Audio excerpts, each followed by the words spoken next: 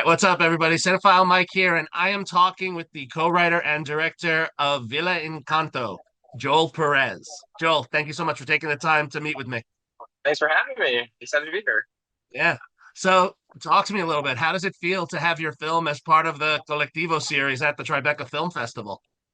Man, it's incredible. I've been a New Yorker for the last 15 years, and Tribeca has always been one of those like bucket list things you aim for. So to have the support of Tribeca Studios and Miranda Family Foundation and being a part of this program is incredible. It's like such a pinch me moment. So, you co-wrote the film with one of your performers, Sol Marina Crespo, based on an article she sent you. So, when you read that article back in 2020, what was it about that article that said, there's a film in here? You know, I she sent me this article about a place called Las Vegas, which is sort of like a Puerto Rican Dirty Dancing. There was like a place up in the Catskills that was like uh, uh, the spot for Latin music from the 1950s to 1980s. And I thought like, man, there was just something there. I I started my career as an actor. I still work as an actor, and I was like, I want to act in a project that's like this, like a period piece with like rich music and characters and stories. So then she sent me the article and she was like, I feel like there's something here. I was like, there's something we can make in this context for like such a rich world to look. Yeah. And there were so many stories that could have been told. And, given the plethora of stories, how did you come upon the one that you did, this really touching story about, family and grief and Music and yeah, I mean, I think when Sona and I first worked on this piece, we wrote it actually as a pilot for a TV show. And so in a pilot, there's tons of characters, lots of storylines, A plots, B plots, C plots, like a lot of questions that you want to keep open for the audience. And then when we had the opportunity to submit a project for this Colectivo program, I was like, it might be cool to adapt this pilot into a short. And that was us going through a process of figuring out what's the essential story in this pilot. And for us, it felt like it's about a father-daughter relationship and grief and them um, working through their grief with music and with community. And so it wasn't just us. Like as a part of this Colectivo program, we worked with Bryson Orbitz and Michelle Hamada at Tribeca Studios, and we had like a really rigorous development process where we really had to like work together to centralize what the story's about and like where we really wanted to focus. nice. So let me talk a second about the production aspects because I have to say I was thoroughly impressed. So you said that it was like, a Puerto Rican Dirty Dancing, and as I'm watching this, I'm like, I totally had that aesthetic feel of the 60s. I really appreciated that. So talk about the conversations you had with your production designer Diggle, your costumer Laura Cristino Ortiz. Like, what were those conversations like? How did they? Yeah, I think like a lot of mood boards, a lot of references. I was really inspired by the marvelous Mrs. Maisel, and the sort of like aspirational like luxe version of that 1960s aesthetic. Um, and Laura Cristina and I had worked together. She was a costume designer on a project that I wrote called Beautiful Florida that was developed through Disney Launchpad. And Laura as a person has this sort of like retro uh, style aesthetic. So I was like, I feel like she would be the perfect person to collaborate with on this project. And so the costumes were so rich, and Diggle comes from the theater. I wrote a play called Stir that was at the Old Globe Theater in San Diego, and Diggle was my set designer. And so I just as friends, I knew that Diggle really wanted to get his feet wet doing film and television because he mostly had a career in theater. And I was like, I think he'd be really good at this. And when you watch Via Encanto, you're like, you killed it. I mean, the fact that this is his very first project, like film project, I was like, Diggle, you really are good at production design and you got to do more of it. Because it just did. Here's the thing. This is a short film, really low budget, but it looks so expensive. Like it looks Does. like we had so much money and we didn't. We did Oh, not have a lot of money, but it, like especially with the period piece, yeah. design, production design, hair and makeup, everyone really like Yeah. came together and brought their A game. No, it's beautiful. And, like you were saying, you had originally developed it as a pilot. I was thinking, because I read that in the notes too, I'm like, I would like to see more stories happening here. Like, this place looks like Really. there's a lot there. Yeah, that's like a place I want to hang out in for a bit. And that's Um, a hope. Now it's now what's really nice is we have this really beautiful short film that can serve as a proof of concept. But yeah. I do feel like this is just the beginning of the Encanto and that story, and hopefully it gets in front of the right people to give us a future. So the music in this, let me talk about the music. You talk about that and the music, that's the other piece in this, right? Like, so you have your two incredible leads, and I'll talk about them in a minute, but like the third character was the music. Uh, Loved it. Talk about the collaboration you had with your composer, with Jaime Lozano, because he wrote the music, you co-wrote the lyrics. What was your process like? How'd you come up with these songs?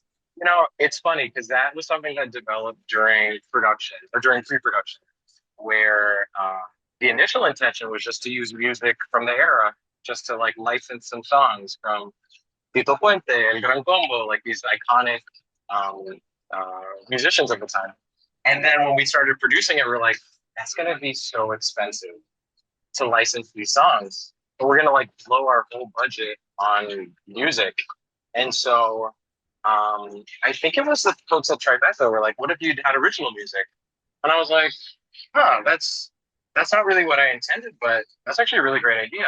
And Jaime is a musical theater composer who I've worked with as a singer and as an actor, and so he immediately came to mind when we needed somebody to collaborate with. And so it ended up being such a honestly, it's better than I could have imagined because the Via Encanto isn't a musical in that the songs move the plot forward, but because they're original songs, I was able to be like, what if this song is about a certain like A Bailar is this big moment in a dance hall, which is about like trying to get everybody to dance, which was like it's so cool that because it's original music, now the songs can kind of inform the what is happening to the characters, what's happening in the story, rather than just being pop songs of the era. So it ended up being like a real blessing in disguise. I mean, Jaime killed it. I mean, he's such a pro, and he's another person who's like he hasn't done a lot of stuff in film and television. It's something he wants to do more of. So it seemed just like a lot of folks who were trying to um, put their best foot forward, and who did such a great job. Maybe this is the catalyst. This is going to drive them all into this new medium, and they're all going to, win those film or TV awards. They're going to be like, Joel, thank you. You pushed me to continue to pursue this. It started here. It started at the villa. Yeah, Um, so talk about the casting process because your two leads, Josh Segura, Adriana Medina Santiago, how yeah. did you find them? Josh is a really old friend of mine.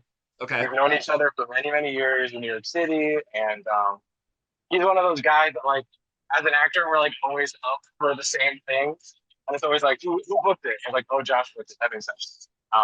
And so when we were in the process of casting this role, I was like, I know Pablo needs to be somebody who is just like so charismatic, who you instantly fall in love with, but has this darker side with grief. And Josh has made such a wonderful career for himself as sort of a like a love like a lovable himbo, uh, really like golden retriever boyfriend type. And but I know that there's so much more to him. So it's really exciting as a director and as a writer to be like, I'm really excited for people to see this other side of him that's like a lot more grounded, um, just like getting into this dad energy that I think is really beautiful. And he just brought such a beautiful performance. Um, and then Adriana was just from auditions. Okay. I met her like on the street in New York. she was hanging out with a friend of mine, Sada. They were singing together in a concert, and she had such a great energy. She's like, "I'm Puerto Rican. I just graduated undergrad. I'm looking for community. I'm trying to get my feet wet." And so when we were casting the role of Teresa, I was like, I feel like that girl Adriana would just do something good. So she sent us a tape, and it was incredible. She just like knocked it out of the park. You know, she just had a really deep connection to the role and brought. This is her first on-camera role. Oh wow. Well, Yeah, she yeah. crushed it for her first She one. crushed it. Yeah. Crushed it. So so Villa Encanto is your second film. So your first one was The Upper Room, I saw. So as a director, what lessons did you take from the experience of doing The Upper Room that you took with you into Villa Encanto? Yeah. And what lessons are you taking from this that you want to take into your next project? Talk to Oh me man. about. Yeah, yeah. I always pack that one in at the end. That's great. No, that's great. This is such it's so good, such a good question. Because I think like I definitely I was told this, and in practice I realized this even more. Like really in the filmmaking process, you make three films. You write one movie, you shoot another movie, and then you edit a whole other movie. Yep. Um, the Upper Room is this like really intimate story of two youth pastors who have this affair. Just two actors, one location. Um, but it was nice to use that as a like a training ground, just to know to trust collaborators, to be open to what happens on set, to be open to maybe I wrote something, but then what we captured that day was kind of different, and then in the edit become something else. And so with the Encanto, I learned to get more coverage, be like, let's just get extra stuff. Even if I don't think I'm gonna use it, let's Yep. just as let's keep the camera rolling, let's just like keep it going. Because I think with the first version of the upper room, I think I was a bit more like this is the right thing to do. This is like this is what the movie is. And then in the edit, I was like, man, I wish I got some more coverage. So it definitely was like more about that. And then I think going forward, I think like we have to try to build more buffers with timing. There's never enough time. Honestly, I think there's Uh, never enough time. Because like, we gotta the sun's setting, we gotta get outside, we gotta do this quick. So it's very much I think each process is a learning experience. What I brought from each one is the team. A great producer, Elena Saldivia, was my producer for both the project. Same DP, Mateus Bastos. Like filmmaking is such a group effort, and so getting a team together that you all understand each other creatively and have like a shorthand, it's like cool. You guys are great. I hope you answer my call when I ask you next time. when when people finish watching the film, what are you hoping that they take away from it? You know, I'm really excited to bring awareness to this community of Las Villas, this really vibrant community in upstate New York of Puerto Ricans that have were so influential in especially in Latin music. And so I hope it inspires people to just like Google it, you know, research it. It's like unless we tell this story, it's a story that can be lost. It can be forgotten. And there's a really awesome Facebook group called Las Villas of Platico, and Carla Ramos and Ish Martinez, they run the Facebook group, and their brother and sister, and their parents owned one of these villas called Sunny Acres, and they've been an incredible resource for just archival photos and stories about what that time was like. And a bunch of those people, Carla and Ish and other kids that grew up going to Las Villas, came and were extras on our set Oh, and nice. on that in that big dance hall scene. And for them to walk into the space and say like, "Whoa, it feels like we're coming back in time. Like this feels so authentic." Like that was such a like Yeah. a seal of approval for them to be like, "You did it right. Like this feels authentic. This feels right. It feels Yeah. like you're honoring our story." Um, and that's all we Nice. really want. Just to, like people walk away feeling like here's a part of history that is threatened to be forgotten. And so I hope people are just intrigued to learn more. Nice. Well, thank you again, Joel Perez. Joel, I'm saying your whole name. Joel, for taking the time to meet with me. Best of luck. Enjoy the festival. Thank you, man. So for everyone checking out Tribeca, make sure you check out all of the shorts. Villa Encanto is part of the Colectivo set, and all the best. Thanks very much.